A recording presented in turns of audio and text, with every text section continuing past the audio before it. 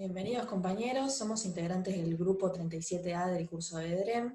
Mi nombre es Alejandra Pagiola y junto a los compañeros Viviana Ollenar, Pilar Pacheco, Bruno Paroletti y Lucía Pérez estaremos presentando el seminario 4A de bioquímica denominado La translocación de GLUT4 estimulada por insulina es mediada por un camino de señalización intracelular divergente, artículo que fue publicado en la revista Journal of Biological Chemistry en el año 1995 y los autores figuran aquí en pantalla. Los objetivos de este trabajo son estudiar la translocación del transportador de glucosa GLUT4, comprender la cascada de señalización de los receptores de insulina y comprobar la divergencia entre la vía MAP quinasa y la vía PI3 quinasa estimulada por insulina. Para entender este artículo debemos tener ciertos conocimientos previos y comenzaremos hablando de uno de los temas principales, que es la insulina. La insulina es una hormona peptídica sintetizada por las células betas del páncreas. Y en resumen, la insulina tiene acciones metabólicas, anabólicas favoreciendo la síntesis de proteínas cuando es necesario, o favoreciendo la formación de reservas de glucógeno y de ácidos grasos. Sus dianas principales son el músculo y el tejido adiposo para normalizar la glicemia, así como el hígado para la síntesis de glucógeno que permite afrontar el ayuno. Lo que hace esta hormona, vamos a pasar la diapo, es unirse a receptores de la membrana celular. Estos receptores son triosinquinasas formados por cadenas alfa y cadenas beta. Las cadenas alfa son totalmente extracelular, que las podemos observar aquí en el esquema, mientras que las cadenas beta son transmembrana. Cuando se activan estos receptores, ponen en marcha por lo menos 3 vías metabólicas, que son la vía RAF quinasa, que es mitogénica, la vía PI3 quinasa, que es puramente metabólica, y la vía de quinasas citosólicas, que tienen acciones cruzadas. Nos quedaremos con las dos primeras, de las cuales hablaremos más adelante. Bien, para entender esta investigación es importante que sepamos lo que son las proteínas GLUT, en particular la GLUT4. Las proteínas GLUT son transportadores de glucosa, y en particular la GLUT4 es la única de ellas que depende de la insulina, o sea, es dependiente de la insulina. GLUT4 se ubica en el tejido adiposo, en el tejido muscular esquelético y en el cardíaco. Por eso en la investigación se usan muestras de adipocitos, ¿tá? Porque los adipocitos tienen este transportador GLUT4. Si bien es una proteína de membrana, como muestra la imagen, antes de ser estimulado por la insulina, se almacena en vesículas intracelulares en el citoplasma de la célula. Una vez, y acá está la imagen como muestra, una vez que la insulina estimula a ese tejido, o sea, se une a su receptor, se activa una cascada de señalización que lo que hace es migrar esas vesículas, que lo hacen por exocitosis, y de esa manera el transportador se puede anclar a la membrana y captar la glucosa. Como vamos a ver ahora dentro de unas diapos, se va a ver esta cascada de señalización muy influenciada por la fosfatidilnositol 3 quinasa. Bien, como mencionaba mi compañera al inicio de la presentación acerca de la vía de señalización intracelular, las que vamos a profundizar y que nos interesan particularmente son estas dos, que es la metabólica y la mitogénica. La metabólica corresponde a PI3K y la mitogénica a las MAP quinasas. La respuesta metabólica primaria está mediada por PI3K. Bien, la secuencia de eventos moleculares iniciales de esta vía comienza con la asociación del complejo de proteínas P85P110 de la PI3K con IRS. PI3K tiene un dominio SH2, por lo que se va a unir al residuo de tirosina fosforilado de IRS1. Algunos lípidos de membrana tienen la peculiaridad de tener funciones biológicas cuando son modificados, como es el caso de PIP2 o fosfoinositol 4,5-bifosfato. Este puede ser modificado por PI3K, pero solamente si está unido a IRS1. PI3K lo que va a hacer es añadir un grupo fosfato PIP2 y de esta forma va a convertirlo en PIP3 o fosfatidilinositol 3,4,5-trifosfato. Una vez que se tiene el lípido de membrana modificado, va a servir de anclaje a una proteína que se llama PKB o también llamada AKT. En la membrana estos van a ser fosforilados por una proteína enzimática denominada PDK1, que es una proteína de tipo quinasa. De esta forma se va a activar AKT, y una vez activa se va a desprender de la membrana y estará libre para realizar las diferentes funciones. Por un lado va a fosforilar a factores de transcripción de genes que codifican para proteínas y enzimas, y también va a fosforilar residuos de serina y tionina en las proteínas blanco o proteínas diana, y una de ellas particularmente es la GSK3 o glucosil sintasa quinasa 3, que va a conducir a una serie de reacciones para que se produzca el aumento de la síntesis de glucógeno. Esto explicaría por qué la insulina induce a la síntesis de glucógeno. PK3 comienza una serie de reacciones también que promueven la movilización de vesículas que llevan en su membrana, como podemos evidenciar acá, a los transportadores de glucosa. Específicamente hablamos de los transportadores de glucosa de tipo 4, porque son los que se encuentran en el tejido adiposo, así como también en el tejido muscular esquelético y el liso.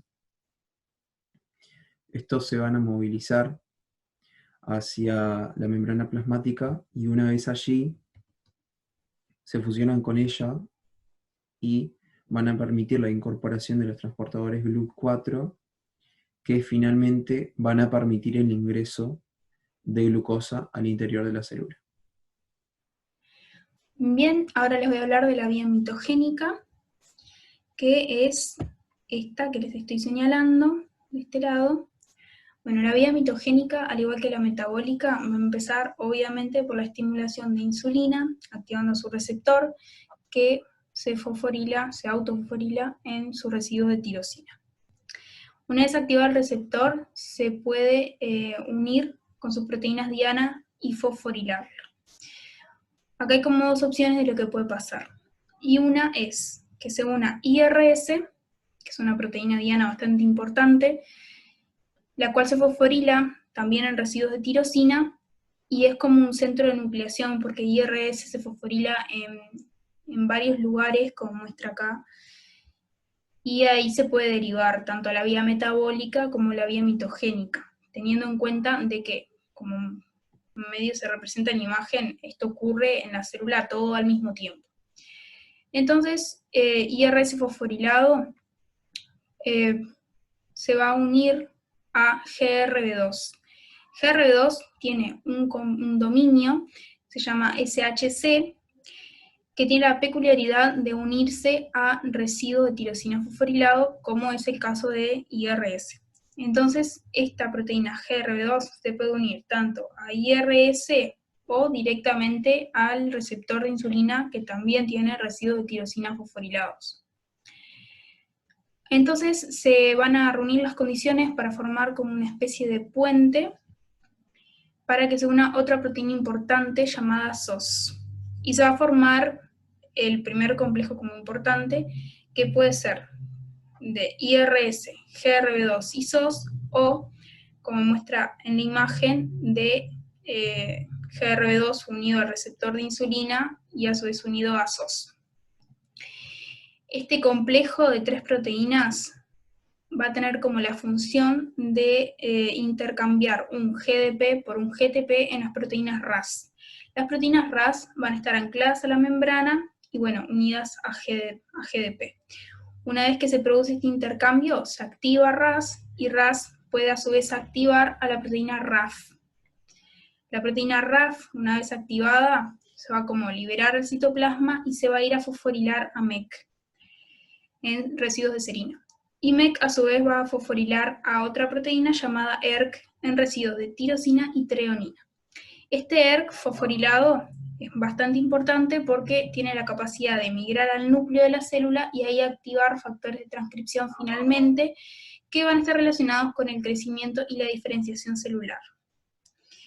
Hay que tener en cuenta que todas estas fosforilaciones son con ATP, o sea que esta vía requiere de mucho ATP. También vemos elementos importantes que se ven a lo largo del seminario, como es la proteína SHC y las proteínas RAS, que se usan bastante para los experimentos con las microinyecciones que se utilizaron para comprobar detalles de ambas vías.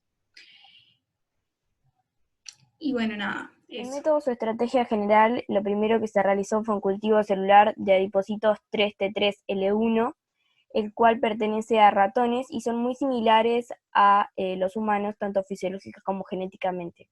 Los mismos primero se cultivaron en un medio rico en glucosa durante 2 días, se los dejó crecer y se diferenciaron adicionando isobutilmetilxantina, desametaxona e insulina por 3 días. El medio que contenía insulina se lo dejó 3 días más.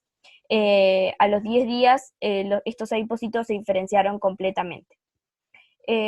Un método que se utilizó en estos adipocitos 3T3L1 fue la microinyección mediante microagujas, donde se le inyectaron proteínas N17-RAS, T24-RAS, GST, P85-SHC y antígenos para GLUT4, CFOS, P21-RAS, SHC y fosfotirosina.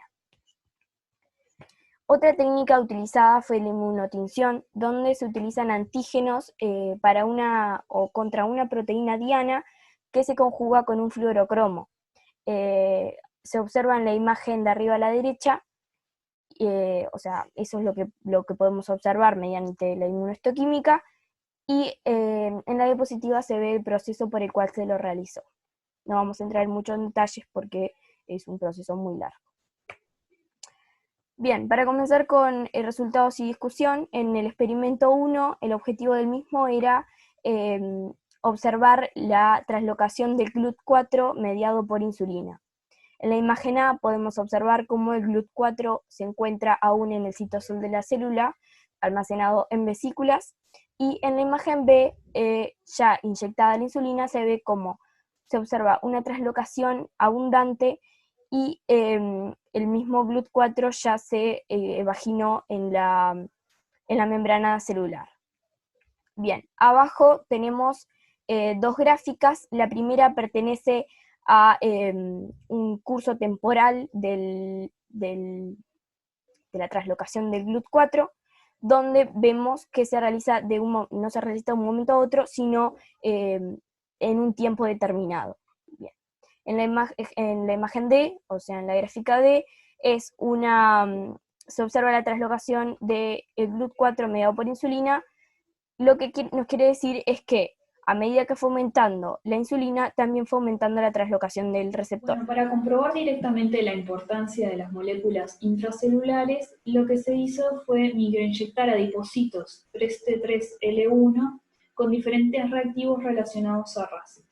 Primeramente se microinyectaron adipocitos en cubreobjeto con inmunoglobulina G de oveja, que la utilizaron como control, con N17, que es la proteína P21-RAS mutante dominante negativo, con anti-RAS, que es el anticuerpo anti-P21 monoclonal. Se utilizó además T24, que es la proteína P21-RAS oncogénico, y por último con el anticuerpo anti-SHC. Una hora después de la microinyección, lo que se hizo fue estimular a las células en ausencia, que son las barras blancas, y en presencia de insulina, que la representaron con las barras rayadas. Lo que se pudo ver es que al microinyectar N17 no tuvo efecto estimulado por insulina en concentraciones máximas, y esta respuesta no cambiaba en relación a la dosis, por lo que no parece que la inhibición de la actividad RAS endógeno afecte en cierta medida la translocación de GLUT4. Una falta de efecto similar se produjo cuando se microinyectaron adipocitos con el anti-RAS. Lo que sí se vio es que estos 2 reactivos, que son inhibidores de RAS, impidieron la síntesis de ADN cuando se microinyectaron en fibroblastos de rata 1, que sobreexpresan los receptores de insulina humana, que son los que tienen las células HIRC. Al microinyectarse con T24, tampoco pudo influir en la translocación de GLUT4, lo que sí, el T24 estimuló la síntesis de ADN de las células HIRC. Por último, cuando se hizo con el anticuerpo anti-SHC, se vio que no inhibió la translocación de GLUT4, pero que se inhibió la síntesis de ADN de las células HIRC.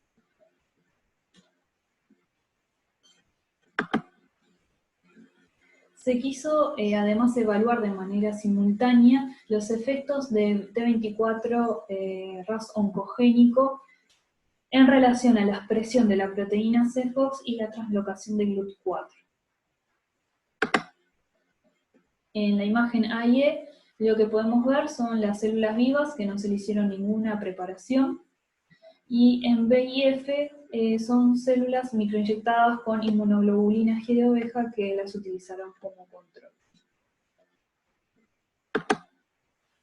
Por otro lado, en las imágenes C y G son células teñidas con anticuerpo de conejo anti-CFOX, que se vio la expresión de CFOX, la cual ocurre en el núcleo, lo que promueve la síntesis de ADN y la proliferación celular. ¿Qué se vio en esta imagen? Que T24 causó una marcada inducción de la proteína CFOX cuando fue teñido con rodamina nuclear. En estas otras dos imágenes de IH, si bien se visualizan mínimos cambios de tinción, no tenemos las herramientas como para poder afirmar que el T24 induce la translocación del GLUT4. Bien, la figura 4 es la representación de lo que se hizo para evaluar directamente la relevancia de la PI3 quinasa de los efectos metabólicos de la insulina. Se utilizó una proteína de fusión GST que comprende el dominio CH2 N-terminal de la subunidad P85 de la PI3 quinasa. En esta figura podemos observar como el anticuerpo antifosfotirosina, representado acá con P85 de CH2, inhibe la translocación casi en un 75% del GLUT4. Eso lo podemos apreciar en las barras rayadas.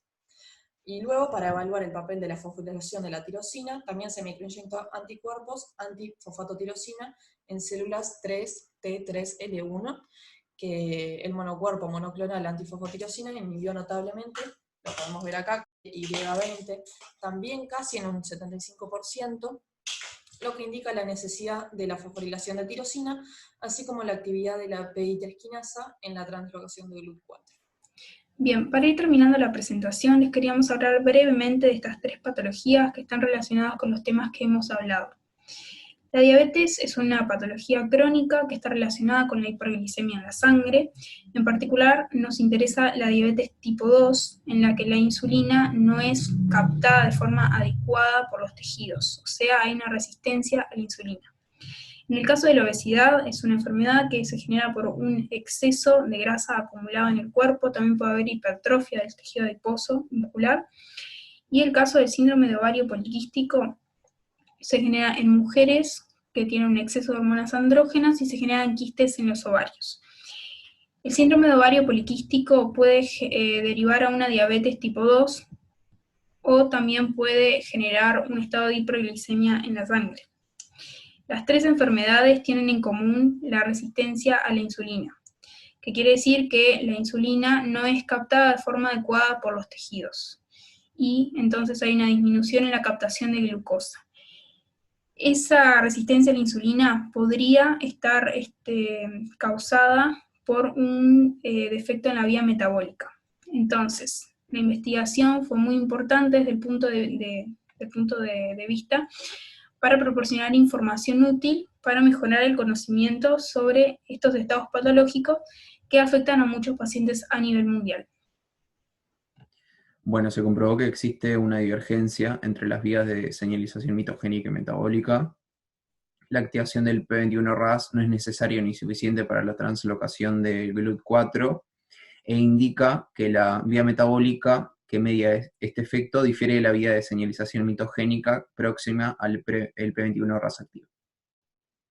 El anticuerpo monoclonal antifosfotirosina inhibió notablemente la translocación del GLUT4, lo que indica la necesidad de la fosforilación de la tirosina, así como de la actividad de la PI3K en la translocación del GLUT4.